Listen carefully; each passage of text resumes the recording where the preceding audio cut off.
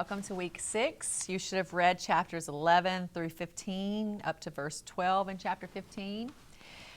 This week's reading starts out talking about the broken covenant. It says he starts out renewing the idea of the covenant, or talking about the idea of the covenant. This is the word that came to Jeremiah from the Lord. Listen to the terms of this covenant and tell them to the people of Judah. And then drop down in verse 8. Verse 8. Where are they? But they did not listen or pay attention. Instead, they followed the stubbornness of their evil hearts. So I brought on them all the curses of the covenant I had commanded them to follow, but they did not keep.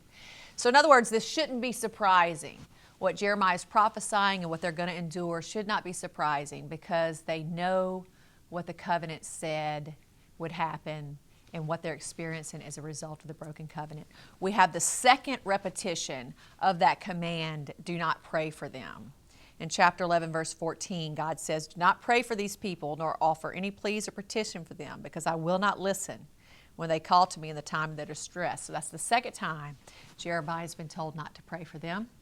And then in the end of chapter 11, we find out there's a plot on Jeremiah's life. But God's going to do what he promised. He's not going to let them kill Jeremiah. Who is it that's trying to kill him? It's his very own family. We find out in verse 21, the men from Anatote are seeking his life. That's where Jeremiah is from. These are likely his priestly family members that are trying to kill him. In chapter 12, we have the first of one of Jeremiah's laments. And this is what I love about Jeremiah. He is completely honest to God about his frustrations. And if you ever feel like you don't have the freedom to lament to God about your calling or about your circumstance, boy, just read Jeremiah's laments. If we are feeling it, we have the freedom and we have the model to voice that to God, to lament that to God. We got to get it out. And Jeremiah's laments are awfully strong.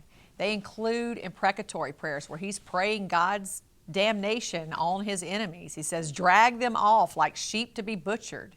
Set them apart for the day of slaughter. That's how frustrated he is. He's been betrayed by people. They've tried to put him to death. They're constantly standing against him. And at times that just shows through, and he needs to lament through that. So he has a fit with God and he laments, but God doesn't cut him in his slack. If you look at chapter 12, verse 5, this is God's answer to him. He says, if you have raced with men on foot and they have worn you out, how can you compete with horses? If you stumble in safe country, how will you manage in the thickets by the Jordan? So he's saying, if you can't handle this, Jeremiah, then you can't really do the hard work that I still have for you to do. So God doesn't cut him in his slack. And he confirms with us there that it is Jeremiah's family that's trying to kill him. So God does what he says. He alerts Jeremiah to the danger. He protects Jeremiah. All Jeremiah has to do is continue to be obedient. In this chapter 12, you see this intense conflict you see the conflict of intense love that God has for his people, but also the necessity of the punishment. It's just like, it reminds me of parenting. When the world collides of our intense love for them, but yet the necessity for us to bring consequences for their actions to help shape them and mold them. And we really see that come through in chapter 12. Then in chapter 13, we have the first of several symbolic acts in Jeremiah. This is the wearing of the linen belt. And you'll have a whole unit that'll help you study the symbolic acts in Jeremiah. But God has Jeremiah put on a linen belt and then take it out and let it be destroyed by the weather, and it's useless. And then you can read in that chapter to find out what this symbolized. Also in chapter 13, we have the third mention of this command from God telling Jeremiah, do not pray for the people. Actually, it's in chapter 14. Chapter 14, verse 11. Then the Lord said to me, do not pray for the well-being of these people. Although they fast, I will not listen to their cry, and they offer burnt offerings and grain offerings, I will not accept them. Instead, I will destroy them by the sword, famine, and plague. If you've been reading in Jeremiah, you've probably noticed the repetition of these three words, sword, famine, and plague.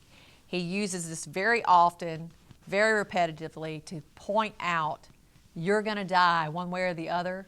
either by sword, by famine, or by plague. So he repeats these categories often. Jeremiah also has just a little rant with God in chapter 14 about the false prophets. He's really sick and tired of them. So he tells on them to God in chapter 14. And God responds there. You can read about that. And like I said, it's often difficult to tell when Jeremiah is speaking and when God is speaking. Their dialogue is so interwoven. Chapter 14, again, we have this repetition of famine, sword, or plague. Chapter 14 is another one of Jeremiah's laments. Again, God doesn't cut him any slack. He pours out his heart at the end of chapter 14, just talking about how terrible the people are treating him. And he laments and tries to, I guess, stir God to action, and God doesn't cut him any slack.